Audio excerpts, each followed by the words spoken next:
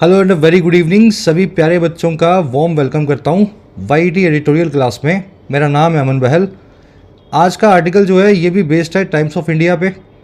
The Hindu की बजाय मैं कभी कभी दूसरे सोर्सेज से भी एडिटोरियल लेने की कोशिश करता हूँ ताकि आप हर तरह के आर्टिकल को पढ़ना सीखें। बड़ा प्यारा लिखा हुआ आर्टिकल है आज का, डेफेमेशन केस पे यानी मानहानि के केस के ऊपर। चलिए क्लास को शुरू करेंगे। थोड़ा सा चैलेंजिंग है ये आर्टिकल पढ़ने में, थोड़ा आपको लगेगा कि मुश्किल है, लेकिन जहां आपको मुश्किल फील हो वहीं पे आपकी सही लर्निंग होती है। क्लास को ज़रूर से सब्सक्राइब कर लेना।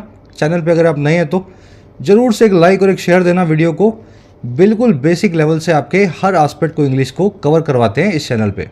चलिए शुरू करें। मेरी क्लासेस के सभी नोट्स, सभी पीडीएफ्स के लिए आप ज्वाइन कर सकते हैं टेलीग्राम ग्रुप को, वाईटी योर इंग्लिश ट्यूटर। आपको सर्च करना है टेलीग्राम में @योर इंग्लिश ट्यूटर, आपको ग्रुप मिल जाएगा। सही वाला ज्वाइन करना, 27-28 हज़ार जिसमें लोग हैं। और इन क्लासेस के साथ साथ अपने एग्जाम्स की स्ट्रक्चर्ड वे में तैयारी करने के लिए आप डाउनलोड करें वाईटी ऐप को। आपकी अपनी ऐप है, कमेंट सेक्शन में इसका लिंक दिया गया है। ऐप पे आप मेरी गाइडेंस के अंदर अपने एग्जाम्स को प्रिपेयर कर सकते हैं। ऐप पे मिलेगा आपको राइटिंग स्किल्स का कोर्स, जिसमें 50 से 60 घंटों में आपको इंग्लिश में लिखना सिखाया जाता है। फिर चाहे कोई भी एग्जाम हो, आंसर राइटिंग से लेकर के एसे, प्रेसी और डिस्क्रिप्टिव ऐसे तक, बिल्कुल बेसिक से कोर्स है। आप इसका फ़ायदा ले सकते हैं।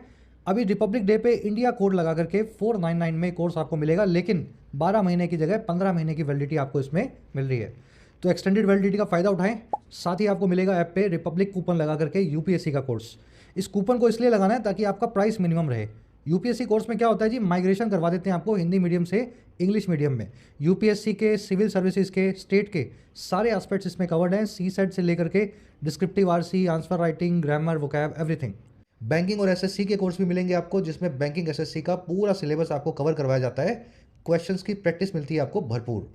ऐप का लिंक कमेंट सेक्शन में गिवन है। कोई भी क्वेरी हो, ये नंबर है व्हाट्सएप, टीम से आप जुड़ सकते हैं इस नंबर पे वाया व्हाट्सएप। चलो आर्टिकल शुरू करने से पहले अपने देख लेते हैं इसकी वोकैब। जल्दी से आ जाओ वोकैब शीट पे। थोड़ा सा मैं इसको जूम इन कर देता हूँ। पहला जो वर्ड है अपने पास वो है आर्ग्यूएबली। देखिए, आर्ग्यूमेंट करना यानी विवाद करना, वाद विवाद करना, अपनी बात को रखना। आर्ग्यूएबली मतलब ऐसी चीज़ जो आर्ग्यूमेंट के जरिए प्रूव की जा सके या समझाई जा सके या दिखाई जा सके। अगर मैं किसी चीज़ को आर्ग्यूएबली बोल रहा हूँ तो वो आर्ग्यूमेंट के जरिए वो बात जो है मेरी सच हो जाएगी अगर मैं उसकी दलील पेश करूँ तो। आसान भाषा में इसका मतलब होता है यकीनन। चलो मैं इसको यूज़ करके दिखाता हूँ एक सेंटेंस में। Mike Tyson was arguably the best heavy weight boxer of the modern era. Mike Tyson जो थे वो बेस्ट हैवी वेट बॉक्सर थे। अब वो कैसे थे? आर्ग्यूएबली, आर्ग्यूमेंट के सहारे मैं प्रूव कर सकता हूँ। वैसे तो कोई लिस्ट नहीं बनी हुई, लेकिन मैं अगर आर्ग्यूमेंट्स दूँ तो मेरे आर्ग्यूमेंट से आपको मानना पड़ेगा। तो इसलिए आर्ग्यूएबली को आप यकीनन भी बोल सकते हैं। तो वो माइक टायसन यकीनन बेस्ट हैवी वेट बॉक्सर थे मॉडर्न एरा के। ठीक है, बड़ा आसान वर्ड है, मेरे ख्याल से दिमाग में बैठ गया होगा। आज जो है क्लास में इसको देखेंगे आप। अगला जो फ्रेज है अपने पास, ये भी नया फ्रेज है आपके लिए, पासिंग स्ट्रेंज। देखिए, स्ट्रेंज का मतलब होता है विचित्र, नयाई, अतरंगी, ऑड। पासिंग का मतलब होता है ऐसी चीज़ जो सरपास कर रही हो, आगे बढ़ गई हो। सरपास करना समझते हैं आप? किसी चीज़ से आगे निकल जाना, किसी चीज़ को ओवरटेक कर लेना। पासिंग यानी जो चीज़ सरपास करने वाली हो, आगे बढ़ चुकी हो। और स्ट्रेंज का मतलब होता है अतरंगी या विचित्र। तो पासिंग स्ट्रेंज हो गया एक्सट्रीमली सरप्राइजिंग, एक्सट्रीमली ऑड या क्वाइट स्ट्रेंज, है ना। बहुत ज़्यादा जो चीज़ अजीब हो उसको बोलते हैं passing strange. Despite the substantial trade between the US and Canada every year, the ongoing tensions seem passing strange. बावजूद बहुत बड़े ट्रेड के अमेरिका और कनाडा के बीच हर साल जो हाल फिलहाल टेंशन्स हैं, ऑनगोइंग टेंशन्स हैं, वो दिखाई देती हैं कि वो बहुत अनयूजुअल हैं। बहुत ज़्यादा ट्रेड होता है तो टेंशन्स नहीं होनी चाहिए वहाँ, लेकिन फिर भी हो रही है, तो ये पासिंग स्ट्रेंज है, क्वाइट अनयूजुअल है। चलिए, ये शेक्सपियर लिखा करते थे इस फ्रेज को अपनी किताबों में, तो वहीं से इसको उठाया इन्होंने। अगला वर्ड अपने पास एक्सपांसिव। देखिए, एक्सपांस का मतलब होता है एरिया। ये एक्सपेंस नहीं है। एक वर्ड होता है एक्सपेंस, उसका मतलब होता है खर्चा। ये एक्सपेंस नहीं है, ये एक्सपांस है। तो एरिया से होता है एक्सपांस, और एक्सपांसिव मतलब जो बहुत बड़े एरिया में फैला हो, जिसका दायरा बहुत बड़ा हो। The government has made an expansive offer of peace and settlement to all opposition parties. सरकार ने एक बहुत समझ गए ना, बड़े दायरे वाला ऑफर बनाया है पीस का, सेटलमेंट का सभी ऑपोजिशन पार्टीज के साथ। अब ये देखो, जो चीज़ बड़े दायरे की होती है उस चीज़ को आप फ्रेंडली और टॉकेटिव भी बोल सकते हैं। थोड़ा सा अलग है मीनिंग, लेकिन ये मीनिंग भी इसी वर्ड का दूसरा मीनिंग है, ऐसा समझो आप। अगर एक्सपांसिव ऑफर दे रहे हो, एक्सपांसिव स्टेटमेंट दे रहे हो, एक्सपांसिव रिलेशनशिप है, तो वो सब चीज़ें बड़े दायरे की हैं और बहुत फ्रेंडली हैं, टॉकेटिव हैं, है ना। फ्रेंडली टॉकेटिव समझते हो ना, दोस्ताना है और अच्छी जो है ट्यूनिंग वाला है। तो ये दोनों मीनिंग्स एक ही वर्ड के हैं। पहले वाला मीनिंग कॉम्प्रिहेंसिव वाइड रेंजिंग कहलाएगा, दूसरे वाले मीनिंग को आप बोलेंगे ग्रेगेरियस। जो फ्रेंडली होता है वो ग्रेगेरियस होता है, दोस्ताना होता है, खुश मिजाज होता है। कन्विवियल भी ग्रेगेरियस का सिनोनिम है। ये वर्ड मैंने आज आपसे क्विज में पूछे हैं। चलिए अगला वर्ड अपने पास विम्सिकल। ये वर्ड बना है विम से। विम का मतलब होता है मूड, विम्सिकल यानी मूडी, या फिर यूं कह दें जो अपने हिसाब से चलता हो, अपनी मनमर्जी का हो। मूडी आदमी अपनी मनमर्जी का ही होता है ना, उसको अपना ही जैसा मन होगा उसका वैसा वो करेगा। तो the youth are fan of whimsical fashion nowadays. Youth जो है या युवा जो हैं वो फैन है बहुत ही मूडी या बहुत अजीबोगरीब फैशन के आजकल, मनमर्जी वाले फैशन के आजकल, है ना, जिसमें आपका कुछ भी मन हो गया और आपने पहन लिया। अब देखो, ये मनमर्जी के लिए जो सही वर्ड है अपने पास वो है आर्बिट्रेरी, ठीक है ना। आर्बिट्रेशन, आर्बिट्रेरी से आर्बिट्रेशन बना हुआ है। ये वर्ड आपने बहुत बार देखा होगा, सुना होगा। बिल्कुल मनमर्जी का काम कर रहे हैं तो आप आर्बिट्रेरी कर रहे हैं। ये वर्ड आप आर्टिकल में देखेंगे। बाकी एक्सेंट्रिंग, वियर्ड, ये भी जो है मूडी और मनमर्जी के जो है मूडी पने और मनमर्जी के लिए यूज होने वाले वर्ड्स हैं। चलिए बिजार, बिजार का मतलब होता है बहुत अजीब। लास्ट वर्ड है अपने पास कोअर्शन। कोअर्शन का मतलब होता है दबाव या प्रेशर। अगर मैं आप पे दबाव डालूं कि इतना करना है आपको, इतना पढ़ना है आपको, इतने बजे आना है आपको, तो वो दबाव ही आपको कोअर्शन, मतलब जो लगा रहा हूँ वो आपके लिए कोअर्शन कहलाएगा। जो चीज़ दबाव लगाने वाली हो वो होती है कोअर्सिव, और दबाव को ही बोल देते हैं कोअर्ट्स, दबाव लगाने को। नाउन, वर्ब और एडजेक्टिव में थोड़ा डिफरेंस करना सीखो। सुंदर एक एडजेक्टिव है, सुंदरता एक नाउन है, सुंदर बनाना एक वर्ब है। वैसे ही कोअर्शन यानी दबाव एक नाउन है, कोअर्सिव यानी दबाव लगाने वाला एक एडजेक्टिव है, कोअर्स यानी दबाव डालना एक वर्ब है।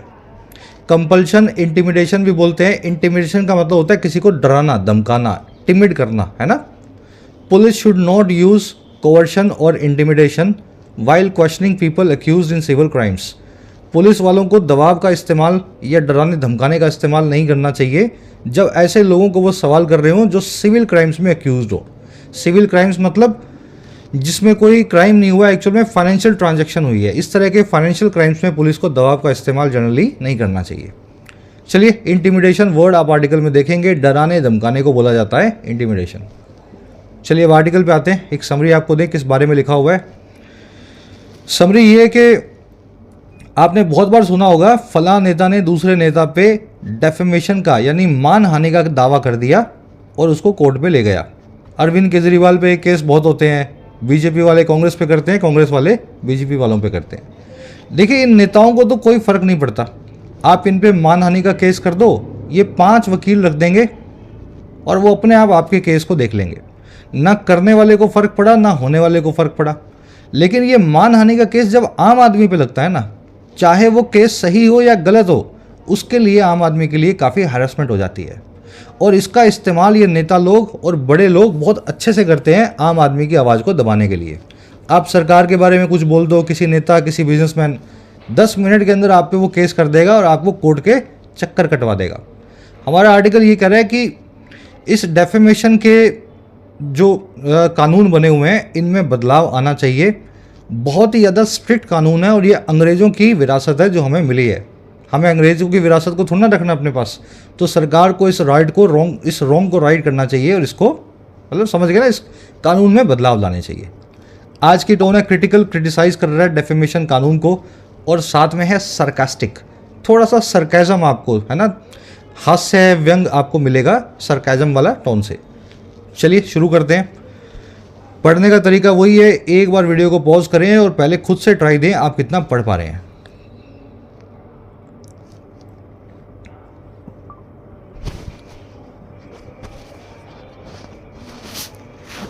चलो, कह रहे जी politics in today's India is arguably more heated than anywhere else in the world. कह रहे जो पॉलिटिक्स है भारत के, आज के भारत में, टूडेज इंडिया में, वो आर्ग्यूएबली यानी यकीनन, ये वर्ड देख चुके हो ना, आर्ग्यूएबली, वो यकीनन ज़्यादा हीटेड है, ज़्यादा गर्म है, और किसके बजाय, देन, किसी भी जगह के, एनीवेयर एल्स के, पूरी दुनिया में। कह रहा है जी which makes it passing strange how thin skinned its lead actors sometimes profess to be. और कह रहे ये चीज़ जो है ना, ये इस बात को बहुत अनयूजुअल बनाती है, पासिंग स्ट्रेंज बनाती है, विचित्र बनाती है कि कैसे थिन स्किन्ड हो सकते हैं या पतली चमड़ी वाले हो सकते हैं पॉलिटिक्स के लीड एक्टर्स, हमारे बड़े नेता। कभी कभी वो ऐसा प्रोफेस करते हैं, दावा करते हैं, दिखाते हैं होने का। थोड़ा सा अजीब लिखा हुआ सेंटेंस, लेकिन मीनिंग निकल जाएगा।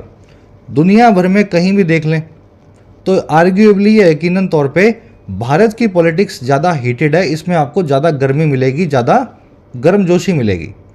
कह रहा है और इस चीज़ से ना ये बात बड़ी अनयूजुअल बन जाती है कि ऐसी गर्मजोशी वाली पॉलिटिक्स में भी ये बात बड़ी पासिंग स्टेज हो जाती है कि कितनी पतली चमड़ी वाले लोग आपको मिलेंगे जो हमारे लीड एक्टर्स हैं, हमारे बड़े नेता हैं, और कभी कभी वो दिखाते हैं कि वो पतली चमड़ी के हैं।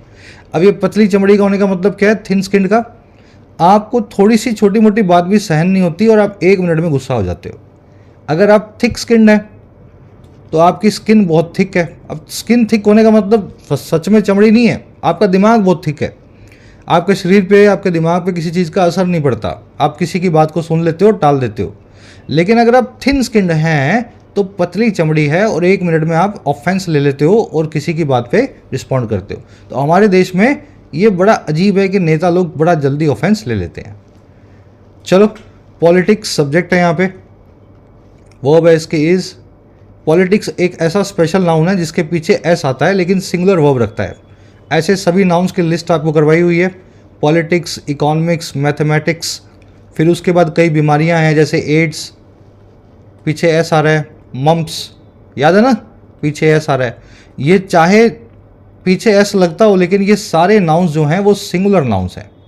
उसके अलावा आपको कुछ और नाउन्स मिलेंगे, जैसे आपको एक नाउन मिलेगा शैम्बल्स, शैम्बल्स, ये पीछे एस लेकर के भी सिंगुलर होता है। और एक और नाउन है क्रॉस रोड्स, पीछे एस लगा हुआ है लेकिन ये सिंगुलर है। तो आज मैं अलग से बना के नहीं लाया नोट्स इसके, लेकिन अपने पुराने नोट्स निकालोगे आपको वहाँ मिल जाएगा बहुत सारे ऐसे नाउन्स पीछे एस लगा है लेकिन होते वो फिर भी सिंगुलर हैं। चलो, आर्ग्यूएबली यानी यकीनन, विच की वर्ब है मेक्स, पासिंग स्ट्रेंज यानी क्वाइट अनयूजुअल, थिन स्किन्ड यानी बहुत जल्दी ऑफेंडेड होने वाला इंसान, प्रोफेस करना यानी दिखाना या दावा करना, प्रोफेस से ही प्रोफेसर बनाए, प्रोफेस करना यानी दिखाना या दावा करना। चलो, ये क्या करते हैं हमारे लीड एक्टर्स, कह रहे जी they complain of criminal defamation with dainty regularity. कह रहे हमारे लीड एक्टर्स जो हैं, बड़े नेता, कंप्लेन करते हैं, शिकायत करते हैं, और किस चीज़ की, क्रिमिनल डेफेमेशन की, आपराधिक मानहानि की। और ये करते हैं ऐसी रेगुलरिटी के साथ, नियमितता के साथ में, जो बड़ी डेंटी है, बहुत रिफाइंड है, डेलिकेट है। मतलब इन्होंने कसम ही खा रखी है, थोड़ा सा भी किसी ने कुछ कह दिया और इनको बुरा लगा तो इनकी बहुत रिफाइंड रेगुलरिटी है, इनका शेड्यूल बना हुआ है। अगर जैसे ही बुरा लगेगा, एक वकील इन्होंने रखा होगा अपना, वो जाके कोर्ट में आपके खिलाफ केस डाल देगा। और मानहानि डेफेमेशन का केस जो होगा वो क्रिमिनल केस डालेंगे जिसमें आपको सजा हो जाए, आप पे बहुत जुर्माने लग जाएं, इस तरह से आप पे केस बनाया जाएगा। चलिए, दे आया हमारे पॉलिटिशियंस के लिए, वर्ब है इसकी कंप्लेन। कंप्लेन के बाद में ऑफ लगा करके बताएं किस बारे में आप कंप्लेन कर रहे हैं। ठीक है, अबाउट भी लग जाता है और ऑफ भी लग जाता है। Complain of something, complain about something. Dainty मैंने आपको बता दिया, बहुत रिफाइंड, बहुत डेलिकेट। मतलब ये रेगुलरिटी ऐसी है जो टूटती नहीं है, इनका ऐसा नियमितता का सिद्धांत है जो बहुत ज़्यादा नाजुक तरीके से ये मेंटेन करते हैं, कभी भी तोड़ेंगे नहीं। कंप्लेन एक वर्ब है, याद रखना। अगर मैं इसका नाउन बनाना चाहूँ, शिकायत, भाई शिकायत एक नाउन है, कंप्लेन एक वर्ब है, शिकायत करना, है ना। तो यहाँ पे तो वर्ब लगी हुई है, वर्ब की फर्स्ट फॉर्म, लेकिन अगर इसका नाउन बनाना चाहें तो इसके पीछे टी लग जाएगा। ठीक है, तो शिकायत करना और शिकायत दोनों अलग अलग वर्ड्स हैं, एक में टी लगता है शिकायत में और शिकायत करने में नहीं लगता है। कह रहा है जी in dismissing one such complaint filed by BJP's Rajiv Chandrasekhar against Congress's Shashi Tharoor. A Delhi court has underlined the larger stakes in this political pastime. कह रहे जी डिसमिस करने में या खारिज करने में, डिसमिस करने का तो मतलब आप समझते ही हैं, है ना। कह रहा है जी डिसमिस करने में या खारिज करने में ऐसी ही एक कंप्लेंट को, अब कंप्लेंट यहाँ पे नाउन बन गया, देखो पीछे टी लगा हुआ है, और ये वो कंप्लेंट थी जो फाइल्ड बाय थी, जिसको दाखिल किया गया था। वर्ब की थर्ड फॉर्म फाइल्ड एक एडजेक्टिव है, बीजेपी के राजीव चंद्रशेखर द्वारा, और ये दाखिल किया गया था खिलाफ में कांग्रेस के शशि थरूर के। कह रहे इसको डिसमिस करते हुए ना, इस काम के अंदर एक दिल्ली की कोर्ट थी, उसने अंडरलाइन किया है या उसने हाईलाइट किया है। अंडरलाइन करना किसी चीज़ पे रोशनी डालना, तो उन्होंने रोशनी डाली है बड़े उन स्टेक्स पे या दावों पे जो इस पॉलिटिकल पास टाइम में है, इस सियासी हॉबी में है। पास टाइम एक ऐसी चीज़ है, पास टाइम एक ऐसी चीज़ है जो आपको टाइम को पास करने में मदद करे। समझ पा रहे हो, यानी आपकी हॉबी। तो पॉलिटिशियंस की तो हॉबी बन गई है ना ये। टाइम तो कटता नहीं है, काम कुछ ज़्यादा है नहीं देश में करने को, करप्शन है, बस थोड़ा बहुत कर लेते हैं अपने हिसाब से। तो लास्ट में क्या बचता है इनके पास, चलो इस पे केस कर देते हैं, इसने मुझे ये बोला, इस पे केस कर देता हूँ। तो दिल्ली की कोर्ट ने नेताओं की इसी पास टाइम पे या वक्त काटने की हॉबी पे कुछ कमेंट किया है और बताया है कितने स्टेक्स इसमें, कितने दावे और कितने स्टेक्स इसमें शामिल हैं। चलिए, दिल्ली कोर्ट सब्जेक्ट है यहाँ पे, हैज़ अंडरलाइंड इनकी वर्ब है, परफेक्ट टेंस लगा हुआ है, पास टाइम आपने देख लिया। बढ़े आगे नेक्स्ट पैराग्राफ पे। चैलेंजिंग लग रहा होगा आपको, मुझे पता है, लेकिन जब चैलेंजिंग लगे तो उसी का फ़ायदा अपने को लेना चाहिए। ये पैराग्राफ पूरा करो, फिर एक नाउन, फिर एक कॉन्सेप्ट आपको मैं करवाऊंगा ग्रामर वाला। पहले इसको अपने कवर करते हैं पैराग्राफ को। आराम से वीडियो को पॉज करो।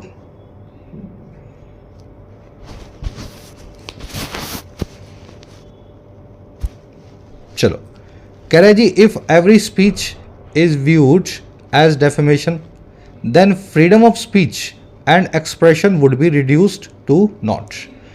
ये पूरा जो लिखा गया है नॉट जो है कोर्ट से अनकोर्ट के बीच में। कह रहे जी अगर हर एक स्पीच, हर एक बात वही देखी जाए मानहानि के तौर पे, डेफेमेशन के तौर पे, मैंने कुछ भी बोल दिया जो सच भी था लेकिन आपको बुरा लगा और आपने कोर्ट में केस डाला डेफेमेशन का, अगर हर बात को ही ये एक बहाने से डेफेमेशन बनाए, देन तो फिर जो फ्रीडम ऑफ स्पीच है, यानी आपकी अभिव्यक्ति का, बोलने का जो अधिकार है और एक्सप्रेशन का जो बताने का अधिकार है, वो रिड्यूस्ड हो जाएगा, वो छोटा हो जाएगा, कम हो जाएगा। और कहाँ तक रिड्यूस्ड होगा, नॉट तक।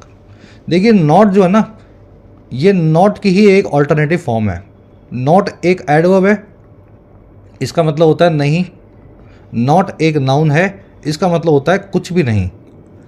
भाई नॉट एडवर्ब तो हेल्पिंग वर्ब के साथ लगती है, he did not do this, she did not come. तो नॉट एडवर्ब को ही नाउन फॉर्म में नॉट लिखा जाता है, स्पेलिंग को थोड़ा चेंज करके बीच में UGH ऐड कर दिया जाता है। इनका यही कहना है, हर एक स्पीच को डेफेमेशन बनाया तो हमारा बोलने की जो स्वतंत्रता है, आज़ादी है, वो नॉट तक सीमित हो जाएगी, यानी बिल्कुल भी नहीं बचेगी।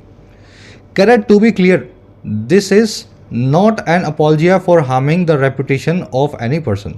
कह रहे ये बात भी साफ कर दें, टू बी क्लियर, ये बात भी आपको बता दें पढ़ने वालों को कि ये जो आर्टिकल लिखा है, ये जो बात हम यहाँ कर रहे हैं, ये एक अपॉलजिया नहीं है या जस्टिफिकेशन नहीं है, डिफेंस नहीं है हार्म करने का रेपुटेशन को किसी भी पर्सन की। कहने का मतलब ये है जी कि डेफेमेशन को हम गलत बता रहे हैं, सिर्फ इसलिए नहीं बता रहे हैं कि हम किसी भी आदमी की रेपुटेशन जो है हार्म हो रही है उसके लिए जस्टिफिकेशन दे रहे हैं। ये किसी आदमी की रेपुटेशन का सवाल नहीं है, इसमें और भी बहुत कुछ है। कैसे? कहता जी rather it is about proportionality. ये बात है सारी प्रोपोर्शनैलिटी की या फिर सही प्रोपोर्शन की, सही रेशो की। प्रोपोर्शनैलिटी आपको मैंने बहुत बार कॉन्सेप्ट करवाया है लॉ की लैंग्वेज में। जितना बड़ा आपका ऑफेंस या गुनाह, उतनी ही सज़ा आपको मिलनी चाहिए।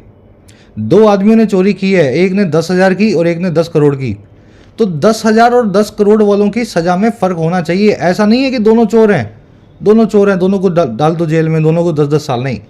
अगर दोनों को 10 साल डाला तो फिर हर 10,000 वाला चोर जो है 10 करोड़ की चोरी करेगा। इसलिए आपको हमेशा कानून में प्रोपोर्शनैलिटी का ध्यान रखना है। तो हर आदमी पे डेफेमेशन का केस जो है एक तरीके से नहीं डाला जा सकता। हम उस प्रोपोर्शनैलिटी की बात कर रहे हैं। कह रहा है जी about the fitness of civil rather than criminal remedy in such cases. Defamation जो है सिविल केस भी हो सकता है, क्रिमिनल भी हो सकता है। सिविल केस के अंदर आप पैसे का हर्जाने की मांग करते हैं या माफ़ी की मांग करते हैं सामने वाले से। क्रिमिनल केस में आप सामने वाले को सज़ा देने की बात करते हैं। तो कह रहे हैं हम उसी फिटनेस की बात कर रहे हैं कि कब डेफेमेशन मानहानि सिविल केस की लगे और कब क्रिमिनल केस की लगे। समझ गए ना? अगर हल्की फुल्की बात बोलिए तो सिविल मानहानि लगानी चाहिए, बहुत ज़्यादा बात हुई है तो क्रिमिनल लगानी चाहिए, लेकिन नेता लोग सब क्या क्रिमिनल मानहानि का दावा ही ठोकेंगे। रेमेडी का मतलब होता है इलाज, किसी भी चीज़ का क्योर। चलो आ जाओ नेक्स्ट पैराग्राफ पे। मुझे पता है थोड़ी स्ट्रगल कर रहे हो आप पढ़ने में, लेकिन ये आर्टिकल मैंने इसीलिए लिया है, आप स्ट्रगल करो और सीखो। कह रहे जी कोर्ट्स हाउएवर आर इनकंसिस्टेंट। कह रहे लेकिन हमारी कोर्ट्स बड़ी इनकंसिस्टेंट है, वो इस बात में कायम नहीं रहती हैं, अलग अलग तरह के फैसले देती हैं। इन 2023 the most high profile such case saw a Surat court convict Rahul Gandhi for a remark made 4 years earlier. कह रहा जी 2023 में सबसे ज़्यादा जो हाई प्रोफाइल केस है आज तक का डेफेमेशन का, वैसे एक केस के अंदर तो हुआ क्या। कह रहा जी 2 साल पहले इस केस में हमने देखा एक सूरत कोर्ट को कॉन्विक्ट करते हुए या सज़ा देते हुए राहुल गांधी को कांग्रेस के, और सज़ा मिली एक ऐसी रिमार्क के लिए, उनकी एक ऐसे भाषण के लिए जो उन्होंने मेड यानी बताया था या रिमार्क किया था 4 साल पहले 4 years अर्लियर। और फिर क्या किया इस कोर्ट ने। कह रहा जी plus give him maximum sentence of 2 years। हमने देखा इस कोर्ट को कॉन्विक्ट करते हुए राहुल गांधी को, और प्लस साथ ही साथ देते हुए सबसे ज़्यादा जो सेंटेंस है या सज़ा है 2 सालों की इस केस में, जो 2 सालों की इम्प्रिजनमेंट की है या जेल की सज़ा है। कह रहा है जी with set off his disqualification from Lok Sabha, जिस चीज़ ने सेट ऑफ भी कर दिया, ट्रिगर भी कर दिया उसके डिस्क्वालिफिकेशन को या बाहर निकाले जाने को लोकसभा से। समझ में आया सेंटेंस? चलो स्ट्रक्चर देख लो इसकी। Most high profile such case, ये है केस, हमारा सब्जेक्ट नाउन है यहाँ पे, वर्ब है इसकी सॉ, V2 लगी हुई है पास्ट टेंस में। When you see someone do something, तो उस आदमी को वो काम करते हुए आप देखते हैं, और वो काम हमेशा वर्ब की बेस फॉर्म में लिखाया जाता है। ठीक है, I saw him Singh a song, मैंने उसको गाना गाते हुए देखा। ही सॉ मी स्लीपिंग या स्लीप, उसने मुझे सोते हुए देखा। तो जब भी किसी को कोई काम करते हुए आप देखते हैं तो वर्ब की आईएनजी फॉर्म या बेस फॉर्म का इस्तेमाल करते हैं। बेस फॉर्म तब लगेगी जब आपने वो पूरा काम होते हुए शुरू से लास्ट तक देखा है। तो we saw a Surat court convict mister Gandhi, ठीक है ना, एंड या plus we saw the court the Surat court give him the maximum sentence. तो कॉन्विक्ट और गिव दोनों के दोनों वर्ब की बेस फॉर्म है, जो काम हमने होते हुए देखा। थोड़ा डिटेल में इसलिए करवा रहा हूँ मैं, ये स्ट्रक्चर आपको आनी चाहिए। See someone do something. चलो विच आया है इस मैक्सिमम इम्प्रिजनमेंट के लिए 2 साल की। इम्प्रिजनमेंट का मतलब होता है जेल की सज़ा। विच की वर्ब है सेट ऑफ। सेट ऑफ करना, किसी चीज़ को कॉज करना, ट्रिगर करना। सेट ऑफ हमेशा जनरली नेगेटिव चीज़ों को करते हैं, जैसे आपने सेट ऑफ कर दिया वॉर को, अलार्म को, फायर को, डिसीज़ को, और राहुल गांधी के डिस्क्वालिफिकेशन को। बड़े आगे लोकसभा के आगे द का इस्तेमाल होता है, लेकिन यहाँ नहीं लगा। प्रोबेबली टेक्निकली यहाँ पे द लगना चाहिए, द लोकसभा, द राज्यसभा। चलो नेक्स्ट पैराग्राफ। एक ग्रामर कॉन्सेप्ट है, फटाफट इसको देख लो। कॉन्सेप्ट ये कहता है कि कंपैरेटिव डिग्री का इस्तेमाल करते हुए आपको बहुत ज़्यादा चौकन्ना रहना चाहिए, क्योंकि इससे सेल्फ कंपैरिजन हो जाता है काफ़ी बार। Arguably Donald Trump has been more popular than all US presidents since its inception. यकीनन तौर पे आर्ग्यूएबली डोनाल्ड ट्रंप जो है वो रहा है सबसे पॉपुलर, सबसे ज़्यादा लोकप्रिय है, और किसके बजाय सारे दूसरे अमेरिकी प्रेसिडेंट्स के, जब से अमेरिका बना है, सिंस इट्स इंसेप्शन, तब से। सेंटेंस देखने में बिल्कुल सही है।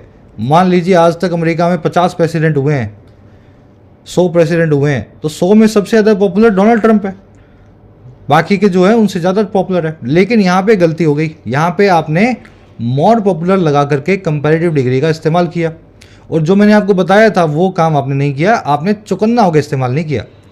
हुआ ये कि आपने डोनाल्ड ट्रंप को पॉपुलर बता दिया सभी अमेरिकी प्रेसिडेंट से, और सभी प्रेसिडेंट्स की लिस्ट में तो डोनाल्ड ट्रंप खुद भी आ गया, तो डोनाल्ड ट्रंप अपने आप से भी ज़्यादा पॉपुलर हो गए। समझो इस बात को। आज तक मान लीजिए 50 प्रेसिडेंट हुए हैं, इन्हीं में से एक डोनाल्ड ट्रंप है। मैं बोल रहा हूँ डोनाल्ड ट्रंप दुनिया में जितने भी प्रेसिडेंट हुए हैं अमेरिकी, उनसे ज़्यादा पॉपुलर हैं। तो इन 50 की लिस्ट में डोनाल्ड ट्रंप भी तो हैं, तो यानी वो खुद से भी पॉपुलर हो गए। तो सेल्फ कंपैरिजन आपको नहीं होने देना। इसका इलाज क्या है? कंपैरेटिव डिग्री जब लगे तो आपको रहना है चौकन्ना। अगर आप उसके बाद में all, any, anyone, everyone, none ऐसा कुछ देखें तो ऑल, एनी के बाद में आप अदर लगाएं और जिसमें वन लग रहा हो लास्ट में उसके बाद में एल्स लगाएं। इससे क्या होगा? आप डोनाल्ड ट्रंप को अलग कर देंगे, खुद को खुद से कंपेयर नहीं करेंगे। तो मुझे यहाँ लिखना चाहिए Donald Trump has been more popular than all other US presidents. तो अदर का मतलब ये है कि डोनाल्ड ट्रंप को छोड़ दो, बाकी के जो बच्चे हैं उनसे ज़्यादा वो पॉपुलर है। ठीक है, लास्ट में अगर वन आ जाए तो एल्स आएगा, नहीं तो आएगा अदर, ऑल, एनी के साथ में आएगा other. The French president was more vocal against Russia's aggression than anyone in the latest UNSC conference. जो फ्रेंच प्रेसिडेंट मैक्रोन थे वो ज़्यादा मुखर थे, एक्सप्रेसिव थे, वोकल थे रशिया के एग्रेशन के खिलाफ, बजाय किसी और के लेटेस्ट यूएनएससी की कॉन्फ्रेंस में। तो यूएनएससी कॉन्फ्रेंस में फ्रांस भी बैठा है और फ्रांस सबसे ज़्यादा मुखर है या वोकल है। देन लगा करके मैंने एनीवन का इस्तेमाल किया, एनीवन में फ्रांस भी आ गया, तो मुझे यहाँ पे एनीवन एल्स लिख देना चाहिए ताकि फ्रांस को मैं उस लिस्ट में से बाहर निकालूँ और फिर मैं कंपैरिजन कर सकूँ फ्रांस का लिस्ट के साथ। चलिए, कॉन्सेप्ट आपने सीख लिया। Smita was taller than all her coworkers. आराम से इसको एक ट्राई दो। स्मिता लंबी थी अपने सभी सहकर्मियों से। She was taller than all her coworkers. कहाँ पे क्या लगेगा सही करके कमेंट्स में डालना है। बड़ा प्यारा कॉन्सेप्ट है, एक बार में आपको समझ में आ जाएगा। दूसरा सेंटेंस भी दे रहा हूँ आपको, होमवर्क ही है, क्लास वर्क ही है। USA's economy is the largest of all economies. चलो ये सेंटेंस मैं आपको समझा ही देता हूँ। जब आपने द लार्जेस्ट का इस्तेमाल यानी सुपरलेटिव डिग्री का इस्तेमाल किया, तब ये अदर और एल्स नहीं लगाना। सुपरलेटिव डिग्री में आप ग्रुप का पार्ट होकर के ही अपनी सुप्रीमेसी को बताते हैं। तो US economy is the largest of all other economies ऐसा लिखने की जरूरत नहीं है। सुपरलेटिव डिग्री के अंदर आप ग्रुप का पार्ट रह सकते हैं, तभी आपका कंपैरिजन होता है ना। अपने ऐसा ही बोलते हैं ना, क्लास में सबसे लंबा लड़का, ऑफिस की सबसे लंबी लड़की। तो आप जब भी किसी सुपरलेटिव डिग्री की बात कर रहे हैं तो ग्रुप का ही पार्ट है, अदर और एल्स का इस्तेमाल नहीं होगा। चलो, यहाँ भी यही हुआ था इस केस में। More heated, Indian politics is more heated than anywhere else in the world. ठीक है, तो इंडिया को हमने एक्सक्लूड कर दिया एल्स लगा के और पूरी दुनिया से फिर कंपेयर कर दिया। चलिए बढ़े आगे। आराम से इसको पढ़ो, पूरा करो।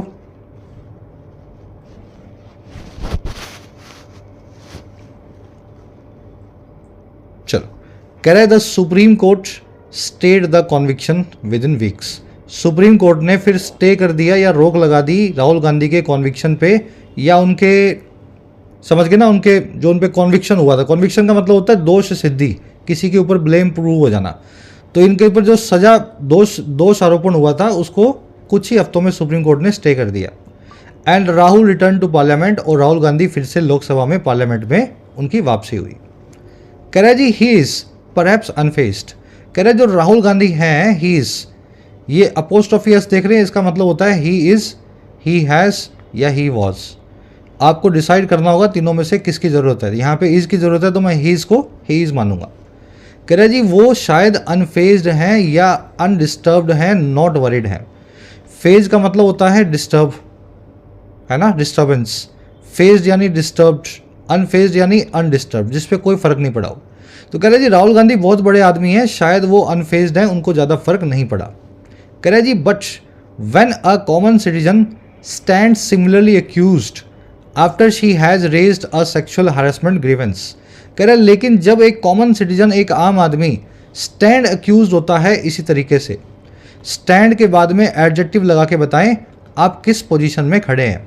जब एक कॉमन सिटीजन इस पोजीशन में खड़ा होता है जो है इसी तरीके से अक्यूज होने की या आरोपी होने की, और कब, जब उस महिला ने रेज कर दिया है एक सेक्सुअल हरासमेंट की ग्रीवेंस को या फिर यौन उत्पीड़न की शिकायत को। कह रहा है जी या फिर और he has made a sharply anti government cartoon, या फिर किसी पुरुष ने एक बहुत ही ज़्यादा anti government, sharply anti government cartoon को बनाया। कह रहा है जब ऐसे किसी महिला या पुरुष के साथ होता है, कोई महिला जो सेक्सुअल हरासमेंट की कंप्लेंट करे, कोई आदमी जो कार्टून बना दे सरकार के खिलाफ और फिर उस पर मानहानि का लगता है दावा, कह रहा है जी तब the effect is much more suffocating, इसका इफेक्ट असर जो है बहुत सफोकेटिंग या गला घोटने वाला, फ्रीडम ऑफ एक्सप्रेशन को लिमिट करने वाला होता है।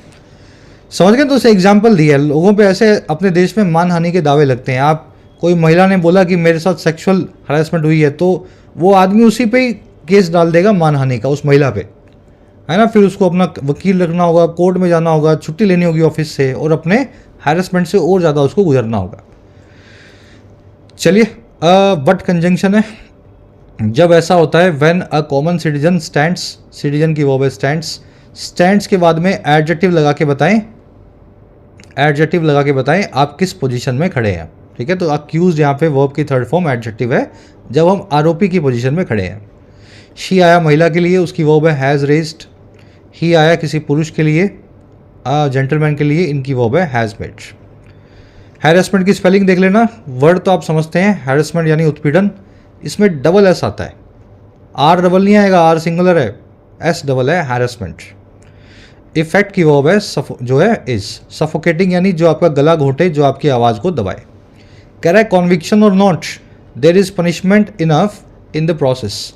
कह रहा है फिर आपका कॉन्विक्शन हो या ना, आप पे डेफेमेशन का केस लगा, फिर आपको चाहे सज़ा हो या ना, जो पनिशमेंट जो है ना वो इनफ है पूरी प्रोसेस में, जो केस चला उसी के अंदर आपको जो है आपकी पनिशमेंट तो मिल जाएगी। बाद में आप इनोसेंट भी प्रूव हो गए तो भी 2 साल में आपको अच्छे से वो आदमी परेशान कर लेगा। चलिए, पनिशमेंट की वर्ब है इज, देयर इज लिखा हुआ है, कॉन्विक्शन आप समझते हैं। चलिए बड़े नेक्स्ट पैराग्राफ।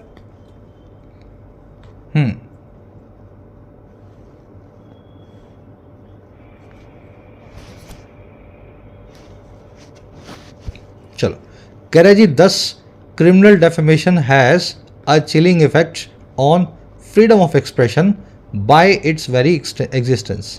कह रहा है जी इस प्रकार से जो क्रिमिनल डेफिनेशन है, यानी क्रिमिनल तौर पे मानहानि का केस लगाने का काम जो है, उसका एक चिलिंग इफेक्ट है, बहुत ठंडा कर देने वाला इफेक्ट है या डराने वाला इफेक्ट है। चिलिंग यानी जो आपको चिल्ड कर दे, जमा दे, डरा के, तो डराने वाला असर होता है फ्रीडम ऑफ एक्सप्रेशन पे। और कैसे? इसके एग्जिस्टेंस की वजह से ही, इस कानून के मौजूदगी की वजह से। ये कानून होना ही हमारे लिए डर की बात है कि इसका कैसे कोई भी गलत फ़ायदा उठाए। क्रिमिनल डेफिनेशन आपने समझ लिया, ऐसा मानहानि का केस जिसमें आप सामने वाले को जेल में डलवाने की कोशिश कर रहे हैं, क्रिमिनल। ठीक है ना, है जिसकी वर्ब है, एग्जिस्टेंस यानी किसी चीज़ की मौजूदगी। कह रहा है जी it's a constant overhang on media freedoms as well. कह रहा है ये एक लगातार बना हुआ ओवरहैंग है, सर पे लटकती हुई तलवार है।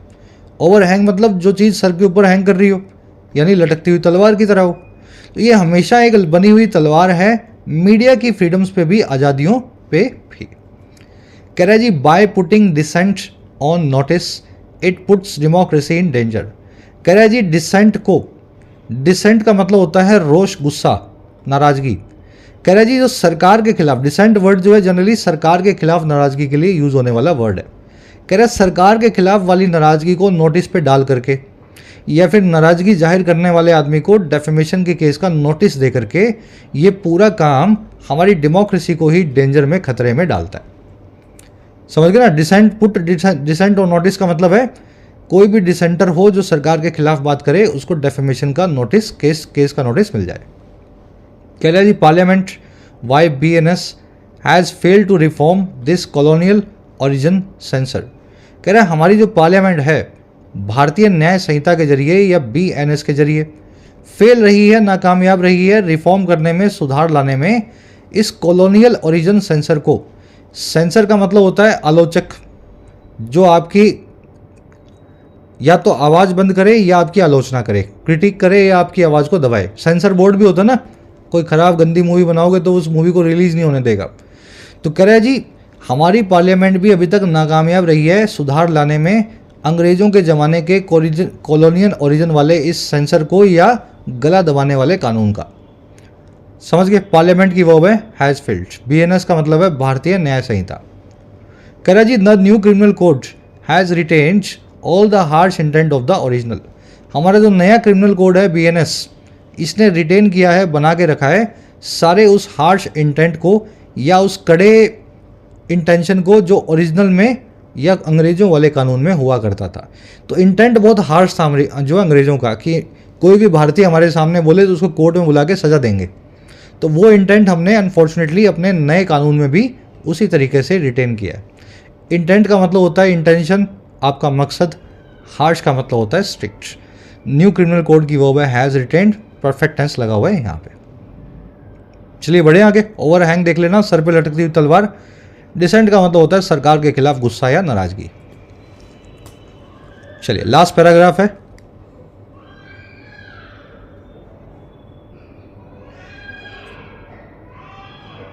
चलिए कह रहे जी from an imputation intended to be hurtful to the feelings or expressed ironically. कह रहे जी एक इम्प्यूटेशन से लेकर के, देखो फ्रॉम टू का कॉम्बो लगा हुआ है यहाँ, ठीक है। फ्रॉम और टू से क्या लगता है, आप एक रेंज को बताते हैं।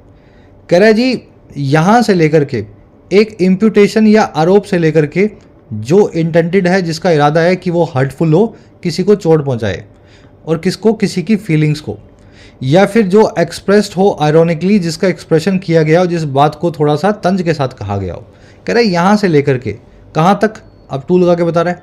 कह रहा है वहाँ तक, वन, इस तरह के कानून तक, दैट लोअर्स द मोरल और intellectual character of a person, जो लोअर कर दे या धीमा कर दे या नीचा ले आए मोरल को या सेल्फ कॉन्फिडेंस को या इंटेलेक्चुअल कैरेक्टर को एक पर्सन के। मॉरल का मतलब होता है नैतिकता, है ना।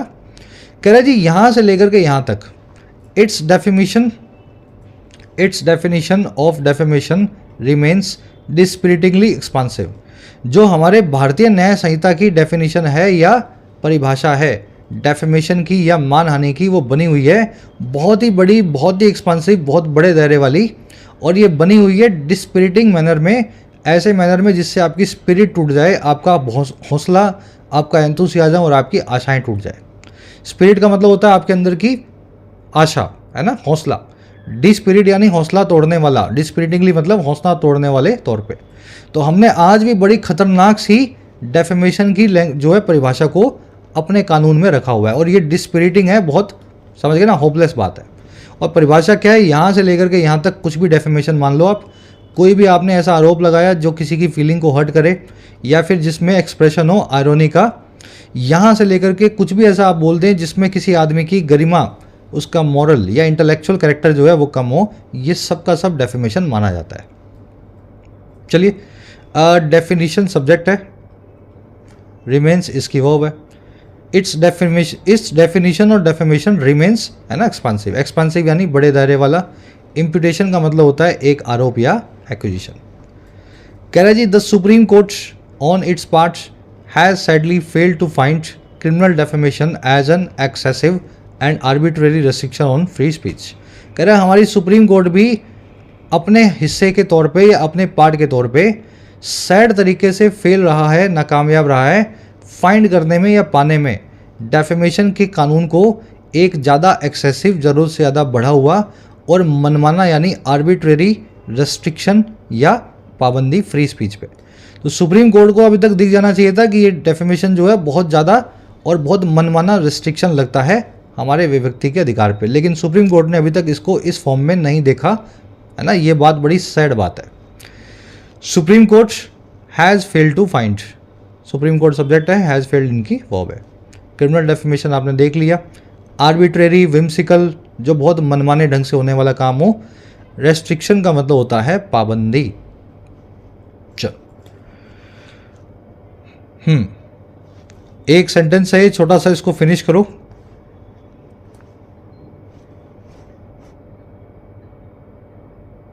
चलो कह रहा है जी politicians can use these cases to play politics. नेता लोग जो हैं इस्तेमाल कर सकते हैं डेफेमेशन के केसेस का पॉलिटिक्स को प्ले करने के लिए। कह रहा है जी even if they are also the victims of harassment, यहाँ तक कि अगर वो विक्टिम भी हों, हैरेसमेंट के शिकार भी बने हों इसी तरह के केस का।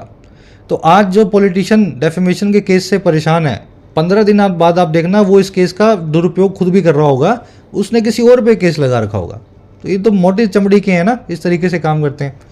पॉलिटिशियंस की वर्ब है कैन यूज़, दे आया पॉलिटिशियंस के लिए, वर्ब है इसकी आर। कह रहा जी but for the rest of us there is no upside to this. कह रहा लेकिन हम बाकी लोगों के लिए, आम आदमियों के लिए इस पूरे केस की या डेफेमेशन के कानून की कोई अपसाइड नहीं है, कोई फ़ायदा नहीं है। अपसाइड मतलब जिससे कुछ फ़ायदा हो, डाउन साइड मतलब जिससे कुछ नुकसान हो। तो हमारी डाउन साइड ही डाउन साइड है, हमें कोई फ़ायदा नहीं है इस केस, इस जो है कानून का। कह रहा है जी ओनली बुलिंग एंड इंटिमिडेशन, इससे हमें सिर्फ दो ही चीज़ें मिलती हैं। एक तो हमें बुली किया जाता है पैसे वाले लोगों के द्वारा, और दूसरा डराया धमकाया जाता है, इंटिमिडेट किया जाता है। इंटिमिडेशन याद है ना, किसी को डराना धमकाना, कोअर्सिव एक्शन लेना, इंटिमिडेट करना। कह रहा है जी a full SC bench should right this wrong, SC की एक पूरी बेंच को राइट या सही करना होगा इस रॉन्ग को या इस गलत बात को। फुल एससी बेंच की वर्ब है शुड राइट। चलिए रैप बुक करेंगे क्लास को अपने आज की। मेरे ख्याल से इंटरेस्टिंग लगा होगा आर्टिकल आपको, है ना। अब जो आपने सीखा है फटाफट से इस क्विज पे अपने को अप्लाई करना है। फर्स्ट क्वेश्चन है, आराम से पढ़ो सारे क्वेश्चंस को वीडियो को पॉज करके। सेंट्रल थीम इस आर्टिकल की क्या है, इस आर्टिकल को एक सेंटेंस में कैसे समझाया जाए।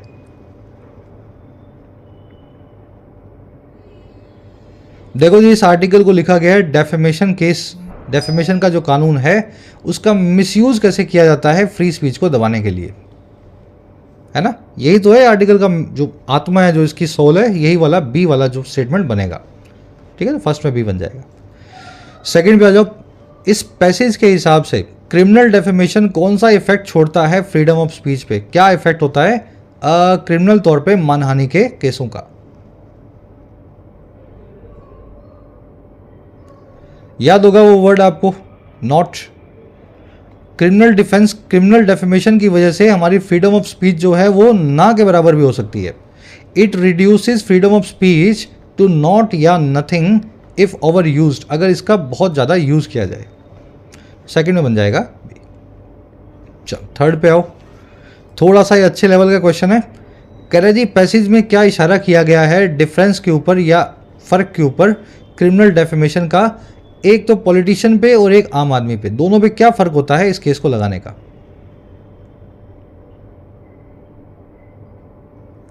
बहुत आसान क्वेश्चन है ये भी। अरे पॉलिटिशियन तो मोटी चमड़ी का है, उस पर केस लगा लो, वो भूल भी जाएगा, बाद में केस जीत लेगा अपने वकील के सहारे, फिर वो ये केस किसी और पे भी लगा देगा। लेकिन आम आदमी पे अगर आपने डेफेमेशन मानहानि का केस लगाया तो आपने उसका जीना हराम कर दिया। तो politicians can manipulate the law for political gain while ordinary citizen suffer from oppressive effects. तो ये फ़र्क है आम आदमी और पॉलिटिशियन पे इस केस के लगने का। ठीक है, तो थर्ड में आंसर बनेगा बी। चलो आ जाओ। 6 क्वेश्चंस हैं, खुद से आपको सॉल्व करने हैं, बहुत आसान है भाई। पहला पूछा जी आपसे पासिंग स्ट्रेंज क्या होता है, तो फ्रेज आपको करवाया था। सेट ऑफ फ्रेजल वर्ब भी आपको करवाई थी, याद होगी। ग्रिगेरियस का मीनिंग बताना है, आर्बिट्रेरी, कंपल्शन, कन्वीवियल या इम्पुटेशन।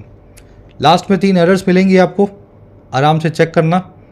आंसर रखे गए हैं फर्स्ट कमेंट में, जाके चेक करना और आउट ऑफ 9 कितने मार्क्स मिले ज़रूर से बताना। कल आपसे लेंगे मुलाकात, अंटिल देन।